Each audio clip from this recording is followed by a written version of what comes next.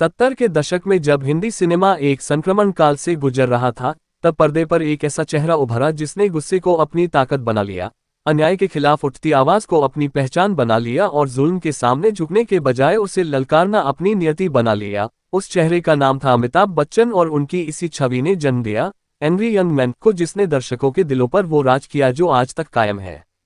इसी दौर में साल 1978 में एक फिल्म आई त्रिशूल, जो अमिताभ की उसी गढ़ी हुई छवि को और निखारने के लिए बनी थी और जिसने सिनेमा की भाषा में त्रिशूल की तरह 3 धारों से वार किया: इमोशन, रिवेंज और ड्रामा। फिल्म के निर्माता थे गुलशन राय और निर्देशन की बागडोर संभाली थी यश चोपड़ा ने, जो उस समय तक वक्त, दाग, दीवार और काला पत्थर जैसी फिल्मों से अपना खास मुकाम हासिल कर चुके थे। त्रिशूल एक ऐसी कहानी लेकर आए जिसे लिखा था उस दौर की सबसे मजबूत और सबसे चर्चित जोड़ी सलीम जावेद ने, जिन्होंने इस कहानी को केवल एक पारिवारिक ड्रामा नहीं बल्कि समाज के 2 वर्गों के टकराव का प्रतीक बना दिया। इस फिल्म में मुख्य भूमिकाएं निभाई अमिताभ बच्चन, संजीव कुमार, शशि कपूर, राखी, हेमा मालिनी, पूनम ढिल्लन, सचिन पिलगांवकर, वहीदा रहमान, प्रेम चोपड़ा और गीता सिद्धार्थ जैसे मंजे हुए कलाकारों ने। फिल्म में संगीत दिया था खयाम साहब ने और बोल लिखे थे साहिर लुधियानवी ने।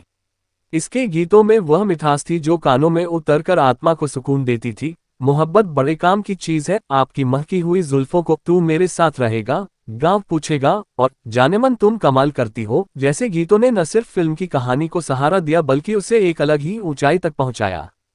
इस फिल्म में लता मंगेशकर, किशोर कुमार, नितिन मुकेश और पमला चोपड़ा की आवाजों का जादू भी शुमार है। त्रिशूल साल 1978 की सबसे बड़ी हिट फिल्मों में से एक रही और उसने बॉक्स ऑफिस पर लगभग 5 करोड़ 50 लाख रुपए की कमाई की, जबकि इसका बजट लगभग 1 करोड़ 20 लाख था। यह उस साल की दूसरी सबसे ज्यादा कमाने वाली फिल्म रही और पहले नंबर पर रही थी मुकद्दर का सिकंदर, जबकि तीसरे नंबर पर थी डॉन। इस साल की टॉप 10 फिल्मों में अमिताभ बच्चन की 4 फिल्में शामिल थीं, जिससे उनकी लोकप्रियता और मार्केट वैल्यू का अंदाजा आसानी से लगाया जा सकता है। लेकिन इस फिल्म के बनने के पीछे की कहानी भी किसी फिल्मी ड्रामे से कम नहीं थी। जब फिल्म लगभग 75% बन चुकी थी और निर्माता, निर्देशक और लेखक एक प्राइवेट स्क्रीनिंग में इसे देख रहे थे, तब उन्हें लगने लगा कि फिल्म में वो बात नहीं है जो दर्शकों को बांध सके। सलीम खान ने तो यहां तक कह दिया कि इस फिल्म को रिलीज ही मत करो। गुलशन राय को यह मजाक बहुत बुरा लगा, पर यश चोपड़ा ने बात संभाल ली। इसके बाद यश चोपड़ा ने संजय दत्त के साथ बैठकर फिल्म में एक ऐसा एक्शन सीन जोड़ा जिसमें अमिताभ बच्चन एम्बुलेंस से कूदकर गुंडों की धुलाई करते हैं। ये सीन शूटिंग के बाद जोड़ा गया और यहीं से फिल्म को एक नया जीवन मिला। एक दिलचस्प तथ्य ये भी है कि इस फिल्म में संजीव कुमार ने शशि कपूर के पिता की भूमिका निभाई थी, जबकि असल जिंदगी में शशि कपूर उनसे उम्र में 4 महीने बड़े थे और अमिताभ बच्चन ने शशि कपूर के बड़े भाई का किरदार निभाया था, जबकि असल में वे उनसे 6 साल छोटे थे। ये सिलसिला पहले भी दीवार में देखा गया था। इस फिल्म के लिए शुरुआत में संजीव कुमार की भूमिका दिलीप कुमार को ऑफर की गई थी, लेकिन उन्होंने मना कर दिया, वरना 1978 में ही अमिताभ और दिलीप कुमार का आमना सामना हो जाता। बाद में ये जोड़ी साल 1982 में रमेश सिप्पी की फिल्म शक्ति में दिखाई दी। सचिन पिलगांवकर के जिस किरदार को आज लोग याद करते हैं, वह रोल शुरू में मिथुन चक्रवर्ती को ऑफर करने का मन बना था, पर जब तक वे यश चोपड़ा से मिलते, रोल सचिन को दिया जा चुका था। यही नहीं, ये रोल पहले ऋषि कपूर को भी ऑफर किया गया था, लेकिन उन्होंने इनकार कर दिया और सलीम जावेद को ये बात इतनी बुरी लगी कि उन्होंने ऋषि को धमकी तक दे डाली थी। फिल्म की हीरोइन पूनम ढिल्लन को भी फिल्म में लेना आसान नहीं था, क्योंकि उनके माता पिता शुरू में फिल्म के खिलाफ थे, लेकिन यश चोपड़ा के समझाने पर मान गए और त्रिशूल के बाद यश चोपड़ा ने उन्हें अपनी अगली फिल्म नूरी में भी मुख्य भूमिका दे दी। इस फिल्म के एक सीन में शशि कपूर राखी को कंप्यूटर कहते हैं, जो आज आम बात लगती है, लेकिन 1978 के भारत में कंप्यूटर शब्द ही एक अजूबा था।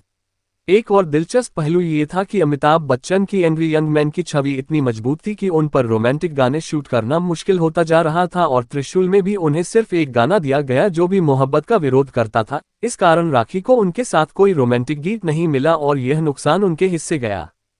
फिल्म में प्रेम चोपड़ा ने बलवंत राय का किरदार निभाया था और यही नाम बाद में 1990 की फिल्म घायल में अमरीश पुरी के लिए दोहराया गया। इस फिल्म में यश चोपड़ा की पत्नी पमला चोपड़ा का भी बड़ा योगदान रहा। वे शूटिंग के बाद के रॉ फुटेज देखती थीं और उन्होंने अपनी पसंद से कई सीन्स कटवा दिए थे, जिससे फिल्म की शूटिंग फिर से करनी पड़ी और करीब 40 दिन और लगे। ये बात सलीम जावेद को पसंद नहीं आई और अगली फिल्म काला पत्थर के लिए उन्होंने साफ कह दिया कि इस बार कोई दखलंदाजी नहीं चलेगी।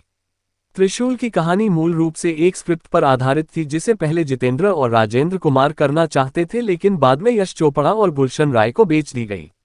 ये फिल्म साल 1968 की धर्मेंद्र स्टारर इज्जत से भी कुछ हद तक प्रेरित मानी जाती है। बाद में त्रिशूल का तमिल और तेलुगु में रीमेक बनाया गया, जहां तमिल वर्जन में रजनीकांत और तेलुगु वर्जन में शोभन बाबू ने लीड रोल निभाया।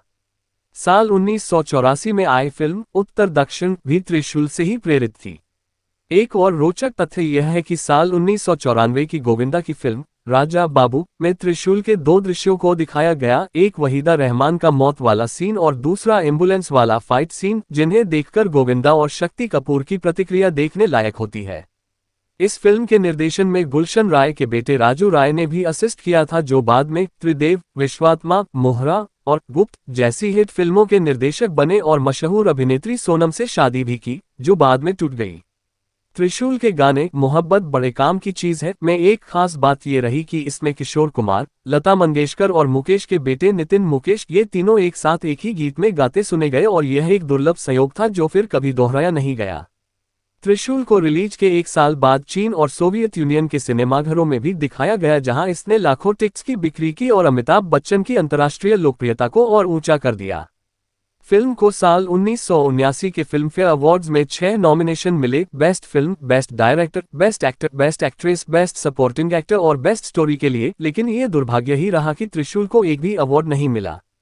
बेस्ट एक्टर का अवार्ड खुद अमिताभ बच्चन ने डॉन के लिए जीता, यानी वे खुद से ही हार गए। तो ये थी 1978 की फिल्म त्रिशूल से जुड़ी वो अनसुनी और दिलचस्प बातें जो न केवल इस फिल्म को खास बनाती हैं बल्कि अमिताभ बच्चन के करियर का भी एक अहम अध्याय बनकर हमारे सामने आती हैं। उम्मीद है ये वीडियो आपको पसंद आया होगा। ऐसे ही और दिलचस्प किस्सों के लिए चैनल को सब्सक्राइब करें और बेल आइकन जरूर दबाएं। धन्यवाद।